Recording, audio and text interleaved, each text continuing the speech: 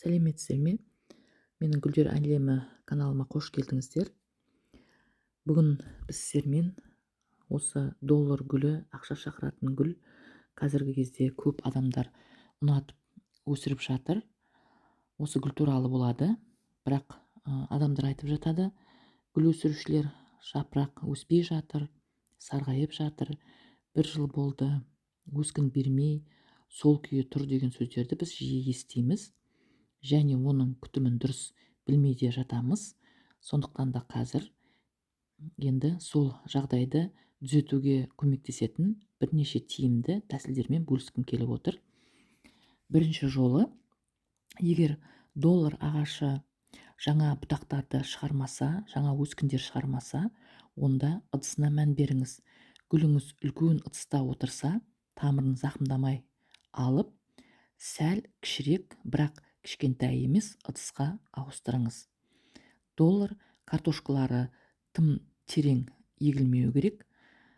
Бұл гүлдің 1 сантиметр жоғары орналасу керек. Кейбіріміз байқамай осы гүлдің тамырын басқа гүлдердің тамыры сияқты тереңге отырғызып жатамыз. Ол дұрыс емес. Мен әр видеомда сіздерге осыны ескертіп айтып отырамын. Енді екінші жолы, ол түйнектері мен тамырын тексеру қажет. Егерде түйнектері әжімделіп немесе шіріген болса, онда тез арада тазартып, шіріген жерін кесіп, дезинфекция жасау керек. Ал енді бұл гүлдің ең соңғы 3-ші әдісі, ол стандартты емес әдіс. Оны біз көбінесе пайдалана бермейміз. Ол өздеріңіздің, егерде көңілдеріңізге гүлдеріңіздің тамырлары сау, бірақ ыдысы бәрі дұрыс таңдала отса да, гүліңіз өскін шығармаса, онда топырағына ыстық су құю керек. Судың температурасы бір қалыпты, қол күймейтін, қол оған шыдайтындай болу керек. Сол кезде гүл стресске, яғни күйзеліске ұшырап, жақын арада жаңа өскін шығарып, сіздерді қуантатын болады.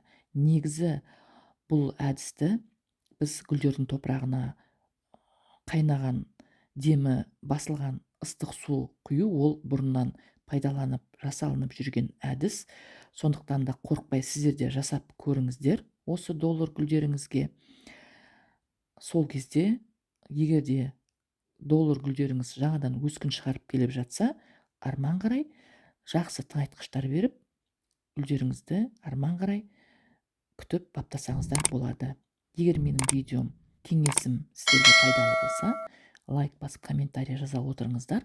Сіздермен болған бақыт, сау саламатта болыңыздар.